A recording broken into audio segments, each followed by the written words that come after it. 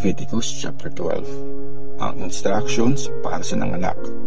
Sinabi ni Lord kay Moses, sabihin mo sa mga Israelites, kapag ang isang babae ay nanganak ng isang lalaki, i-consider siyang marumi sa loob ng 7 araw, gaya nung time ng menstruation niya.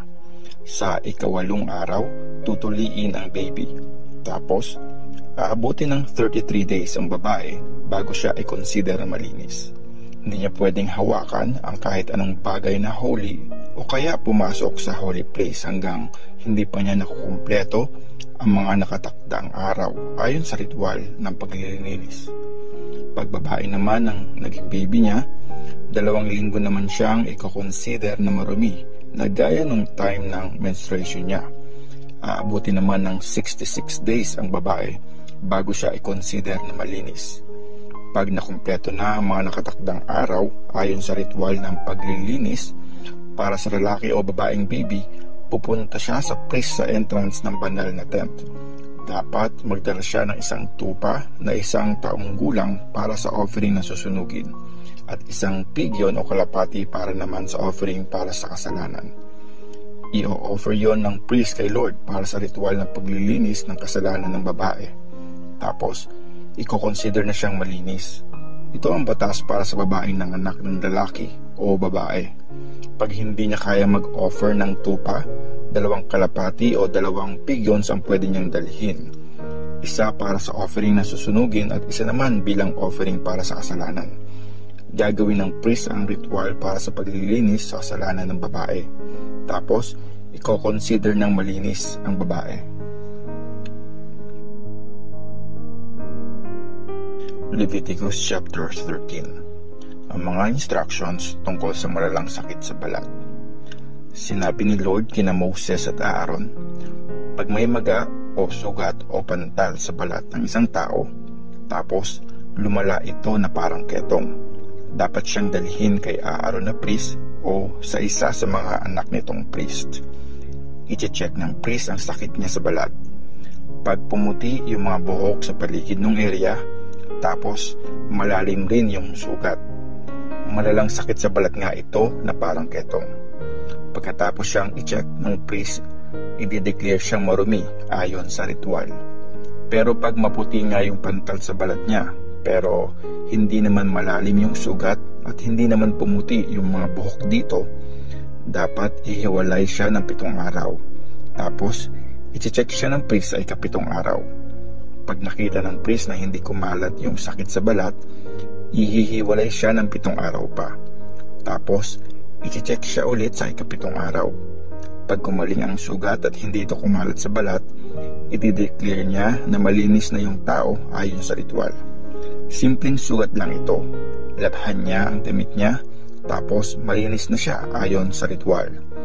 Pero pag lumala yung sugat sa balat niya, pagkatapos niya magpa-check sa priest at kinonsider siyang malinis ayon sa ritual, magpapa-check pa siya ulit sa priest.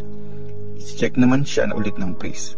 Tapos, pag kumalat nga yung sugat sa balat, i-consider siya ng priest na marumi ayon sa ritual. Meron siyang malalang sakit sa balat na parang ketong. Pag nagkaroon ng malalang sakit sa balat ng isang tao, dapat siyang dalhin sa priest. I-check siya ng priest. Pag puti yung maga, pati na rin yung mga buhok sa paligid nun, tapos may sariwang sugat pa, malalang sakit ito sa balat na parang ketong. I-declare siya ng priest na marumi ayon sa ritual. Hindi na siya ihihiwalay kasi sure na marumi na siya ayon sa ritual. Pero pag kumalat na sa balat ng buong katawan ng tao yung sakit, tapos kitang-kita na ito, i-check siya ng priest. Pag kumalat na yung sakit sa buong katawan ng tao, i-consider na siyang malinis ayon sa ritual kasi pumuputi na yung balat. Pero pag sariwa pa yung mga sugat, i-consider siyang marumi ayon sa ritual. I-check ng priest yung sariwang sugat, tapos i-declare siyang marumi ayon sa ritual. Marumi siya kasi nga malalang sakit sa balat yung sariwang sugat. Pero pag kumaling na at muti na yung sariwang sugat, pupunta siya sa priest at i-check siya ng priest. Pag yung sugat ay pumuti na, i-declare ng priest na malinis na ayon sa ritual yung taong may malalang sakit sa balat. Pag may taong gumaling na ang pigsa sa katawan niya, tapos sa parehong pwesto ay may tumubong mapulang pantal o kaya mapusyaw na pula, dapat ipakita niya ito sa priest. I-check ito ng priest. Tapos pag malalim yung sugat sa balat at pumuti yung mga buhok sa paligid, i-declare siya ng priest na marumi ayon sa ritual. Mahalang sakit sa balat yon na nag-uumpisa sa piksa. Pero pag na-check ng priest na hindi naman pumuti yung buhok sa paligid ng sugat, tapos hindi naman malalim yung mismong sugat at namuti na ito, ihiwalay siya ng priest ng 7 araw.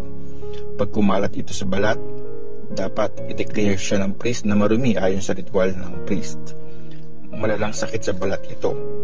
Pero pag nag-stay lang sa isang area yung sugat, tapos hindi na kumalat, peklat lang ito ng piksa, dapat i-declare siyang malinis ng priest ayon sa ritual. O kaya naman may paso yung balat, tapos nagkasugat yung paso na mamula-mula na may konting puti o kaya puti mismo, i-check ito ng priest.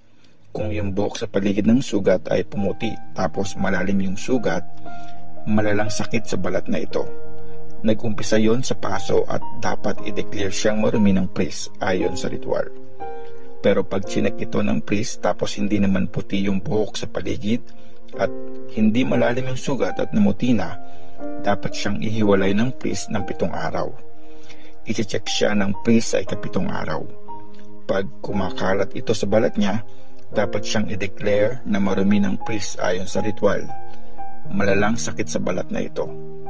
Pero pag nag-stay lang sa isang area yung sugat at hindi kumalat sa balat, tapos namuti na ito, peklat lang ito dahil sa paso, dapat i-declare ng priest ang tao na malinis ayon sa ritual. Kapag ang isang lalaki o babae ay may sugat sa anit o kaya sa balbas, isi-check ng priest ang sakit.